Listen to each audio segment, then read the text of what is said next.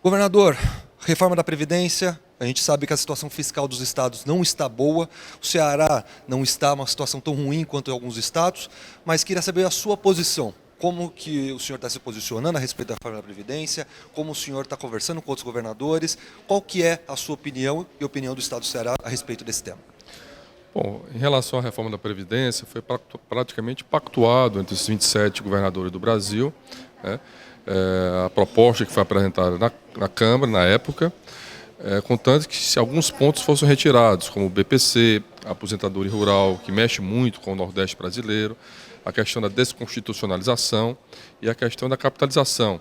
Então, com esses pontos retirados do projeto, praticamente houve um consenso por parte dos governadores do Brasil pela importância da necessidade de uma reforma da Previdência, mas uma reforma que não prejudicasse os mais pobres, né, a minoria brasileira, que ela tirasse privilégios que não afetasse a grande maioria da população brasileira. Infelizmente, a Câmara não incluiu estados e municípios na reforma. O Senado agora vota uma PEC paralela para que isso retorne à Câmara e há, repito, um consenso por parte dos governadores e prefeitos das capitais no sentido de que essa tramitação possa ocorrer e possa haver essa aprovação na Câmara. Apesar de que o Ceará, nós já fizemos uma reforma em 2015 e 2016, já aumentamos a contribuição para 14%, já fizemos a aposentadoria complementar, enfim, já tomamos uma série de medidas ainda na época que já demos alguns avanços importantes em relação à reforma da Previdência no nosso Estado. A questão agora, a gente também está vendo que começa no Congresso Nacional, principalmente na Câmara dos Deputados, a reforma tributária. Muitos defensores falam que isso acabará com a reforma, com a guerra fiscal entre os estados. Ao mesmo tempo, estados mais pobres podem sofrer nesse primeiro momento.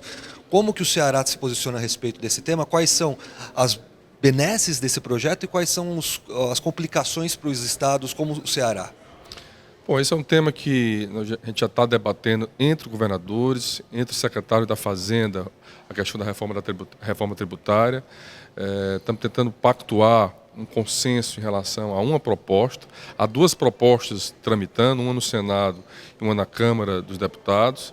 O governo sinaliza também com uma outra proposta, mas o que nós consideramos importante para os estados do Nordeste é que, com o fim da guerra fiscal, com o imposto único, isso é importante, que vai desburocratizar, porém, com a cobrança no destino, haverá um desequilíbrio aí, até porque o Nordeste brasileiro, e no caso específico do Ceará, muito da industrialização, né, da retomada de investimentos importantes que ocorreram no Ceará foi por conta de incentivos fiscais.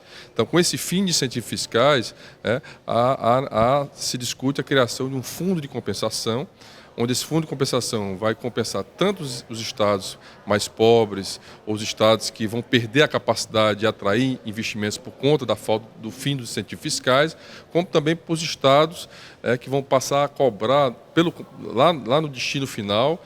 Por exemplo, o caso de São Paulo perderá também um pouco. Então, esse fundo é para compensar. O importante é discutir de onde é que vão vir esses recursos desse fundo de compensação, de que forma isso vai ser operacionalizado. Então, é um debate que ainda ocorrerá nas próximas semanas, mas muito importante esse tema da reforma tributária para o país. O senhor acredita que a discussão desse fundo está muito no início ou já tem uma maturidade para fazer essa compensação do fim dos tributos estaduais e municipais?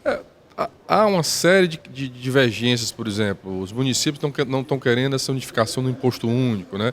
Querem continuar controlando o ISS.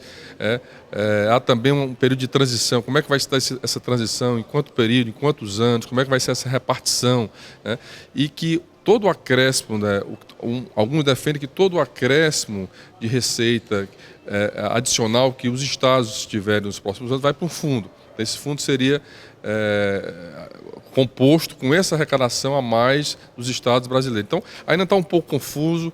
Eu acho que é um debate. Vamos ter uma reunião agora, dia 16, do Fórum de Governadores do Nordeste, para apresentar uma proposta mais unificada. E também esse mês teremos uma reunião do Fórum de Governadores do Brasil, para a gente também ter uma proposta mais unificada dos 27 governadores do Brasil.